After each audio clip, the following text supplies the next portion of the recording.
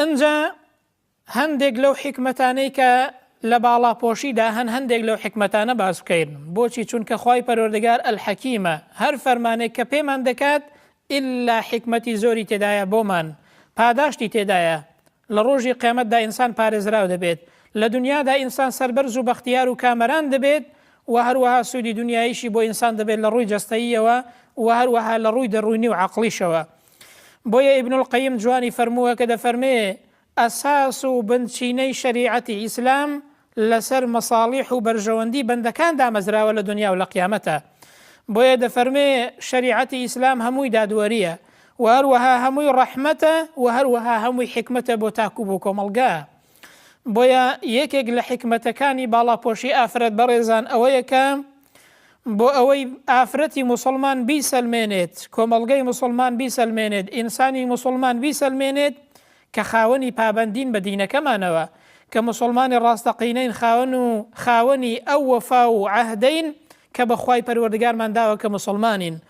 و بۆ ئەوەی وەڵامی توانج و پلاری نەیارانیشمان بدەینەوە کە زۆر جاران دەڵێن بەڕاستی ئەوە موسڵمان و کۆمەڵگەی موسڵمانان کە لە هیچ ڕوویەکەوە پابەند نین بە دینەکەیانەوە، وەڵامی نەیارەکانیشمان دەدەینەوە بەڕێزان.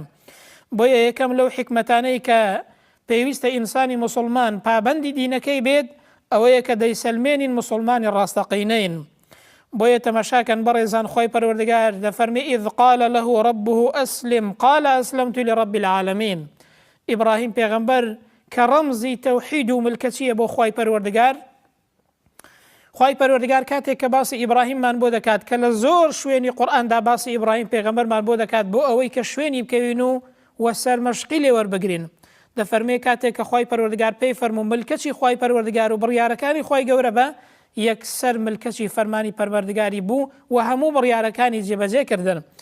ودفرمي وإذ ابتلى إبراهيم ربه بكلمات فأتمهن. كاتك إبراهيم پیغمبری تاقی کردەوە خوای پەروەردگار و فەرمانی چەند شتێکی پێدا کە جێبەجێ بکات، چەند بڕیارێکی پێگوت یەکسەر جێبەجێ کردن ئیبراهیم پێغەمبەر و تەسلیم بوو و فەرمانەکانی جێبەجێ کردن. ئەوە چیمان پێ دەڵێ؟ پێمان دەڵێت ئێوەش چاو لە ئیبراهیم پێغەمبەر کەن، پابەندی دینەکەتان بن. یاخود خوای پەروەردگار دەفەرمێ یا یەحیا خذ الكتاب بقوة. ئەی یەحیا ئەم کتابەی کە پێت دراوە و پێت دەدرێت بەهێزەوە بیگرە. یعنی چی؟ یعنی بە جدیەتەوە بیگرە. یعنی یەکەمین جار لەی حاڵی بە و دووهەمین جار کاتێک کە لەی حاڵی بووی پابەندی ناوەڕۆکەکەی بە و بە جدی بیگرە، نەک بە شێوازێکی خاو و هەروەها پابەندی نەبی. بۆیە لە ڕاستیدا ئینسانی موسڵمان کە پابەند نابێ بە دینەکەیەوە نیشانەی پرسیار لەسەر خۆی دروست دەکات، بەڵام کە پابەند دەبێ دەیسەلمێنی کە موسڵمانی ڕاستەقینەیە.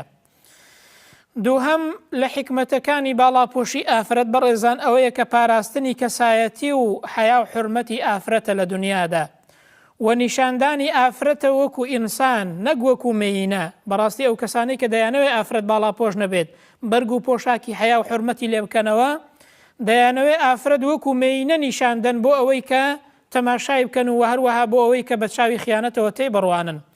بەڵام ئیسلام دەیەوێت ئافرەت وەکو ئینسان نیشاندات، نەک وەکو مێینەیەک. پاراستنی کەسایەتی و حیا و حورمەتی ئافرەتە حیجاب. سێهەم لە حکمەتەکانی خۆداپۆشینی ئافرەت بەڕێزان بریتیە لە پاراستنی ئافرەت لە کەسانی دڵنەخۆش و خراپکار. بۆیە خوای پەروەردگار دەفەرمێ فەلا تەخضەعنە بالقەول فەیەطمع الذی فی قەلبه مەرض.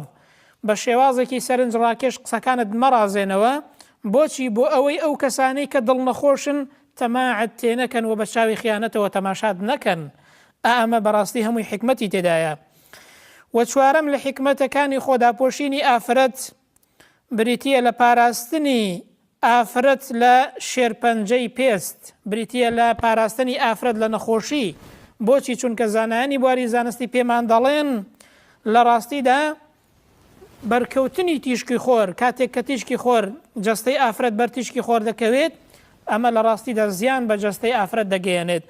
و هەروەها پاراستنی ئافرەتە لە زۆر شتەوە لە ڕووی مادیەوە. ئەو دەرمانەی کە بەکاری دێنێت بۆ دژەخۆر لە ڕاستیدا بەهۆی حیجابەوە ئەم دەرمانەیەش بەکار نایێنێت، ئەوەش لە ڕاستیدا سوودێکی لایەنی مادی هەیە. و پێنجەم لە حکمەتەکانی خۆداپۆشینی ئافرەت ئەوەیە کە لە ڕووی دەرونیشەوە ئافرەتی باڵاپۆش ئاسوودە و دڵنیاترە، هەست بە ڕێزی بەرامبەری زیاتر دەکات و هەروەها لە ڕووی کۆمەڵایەتی و کۆمەلگا بە چاوی ڕێز و حرمەتەوە زیاتر تەماشای دەکات.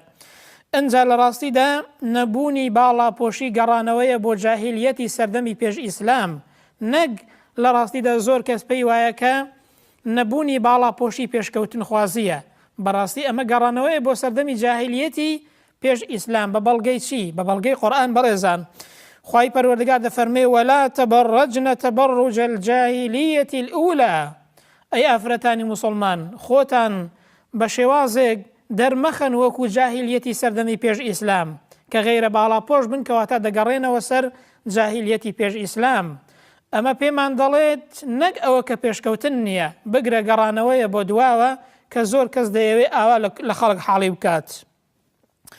ئەنجا زانایان پێمان دەڵێن باسی حیجاب، باسی خۆداپۆشینی ئافرەت لە سوورەتی نوردا هاتووە، وەک ئەوەی خوای پەروەردگار پێمان بڵێت کە پابەندی بە باڵاپۆشیەوە دەبێتە مایەی ڕووناکی لە دنیا و قیامەت بۆ ئافرەت. ئەنجا شەشەمین و کۆتاهەمین لە حکمەتەکانی خۆداپۆشینی ئافرەت بەڕێزان کە دەگونجێ ئەگەر بڵێن ئەم پێنجانە بۆ دنیا بوون، بەڵام ئەوەی ئەخیریان بۆ قیامەتە بەڕێزان کە لە هەمویان گەورەترە، بریتیە لە پاراستنی ئافرەت لە سزای خوای پەروەردگار لە ئاگری دۆزەخ. کاتێک کە ئافرەت باڵاپۆشە، کاتێک کە بڕیارەکانی خوای پەروەردگاری خۆی جێبەجێ دەکات، ئەمە دەبێتە مایەی پارێزرانی ئەو کەسەیە لە ڕۆژی قیامەتدا. بۆیە ئەبی هورێرە بۆمان دەگەڕێتەوە کە ئیمامی موسلیم ڕیوایەتی کردووە لە فەرمایشتێکدا پێغەمبەر صلی الله عليه وسلم دەفەرمێت صنفان من أهل النار. دوو جۆرە کەس هەن کە ئەوانە خوا پەناماندا ئەهلی ئاگرن. جا مەرج نییە هەتایی لێوێدا بمێنەوە، بەڵام گرنگەوەی ئەگەر لەسەر ئەوە بمرن تۆبە نەکەن و خوای پەروەردگار لێیان خۆش نەبێت بەهۆی ئەوەوە تووشی ئاگری دۆزەخ دەبن، خوا پەناماندات. یەکێک لەوانە پێغەمبەر دەفەرمێت وەنیساء کاسیات عاریات ممیلات مائلات، هەتا وەکو کۆتایی فەرمایشتەکە کە باس لەوە دەکا ئەو ئافرەتانەی کە بەرگ و پۆشاکیان بەبەرەوە نییە، ئەو ئافرەتانەی کە ڕوتن، یان ئەو ئافرەتانەی کە بە شێوازێک خۆیان دەڕازێنەوە پۆشاکێکی ئەوەندە نەرم و تەسێک لەبەر دەکەن، بە شێوازێک هەموو جەستەیان تێیدا دەردەچێتەوە، ئەوانە پێغەمبەر دەفەرمێ صلی الله عليه وسلم یەکێک لەوانەی کە ئەهلی ئاگەرە خوا پەناماندا ئەو جۆرە ئافرەتانن کە بەرگ و پۆشاکیان بەبەرەوە نییە، یان ئەوەتانەیە لە بەریاندایە بەڵام بە شێوازێکە کە وەکو ئەوە وایە ڕوود بن ئەوەندە سەرنجی خەڵک ڕادەکێشن. بۆیە پێغەمبەر دەفەرمێ لا يدخلن الجنة، ئەوانە هەرگیز ناسنە بەهەشتەوە، ولا يجدن ريحها، و هەرگیز بۆنی بەهەشتیش ناکەن، وإن ريحها ليوجد من مسيرة كذا وكذا، لە کاتێکدا کە بۆنی بەهەشت ئەوەندە ساڵ ڕێگا دەڕوات، بەڵام ئەو کەسانە تەنانەت بۆنیشی ناکەن. بۆیە لە ڕاستیدا لە دەرەنجامی کۆتایی ئەم بابەتەش دەگەینە ئەوەی کە ئیسلام پێمان دەڵێت هەمووی جوانیە بەڕێزان، هەمووی حکمەتە، هەمووی دادوەریە، هەمووی ڕەحمەتە بۆ دنیا و قیامەتمان. لە دنیادا پێی سەربەرز دەبین، عاقبەت خێر دەبین، پێی بەختەوەر دەبین، پێی دڵنیا و ئاسوودە دەبین، و لە ڕۆژی قیامەتیشە لە بەردەمی خوای پەروەردگار خەجاڵەت نابین و پاداش وەردەگرین لە لای خوای پەروەردگار و دیسانەوە لە سزای خوای پەروەردگاریش پارێزرا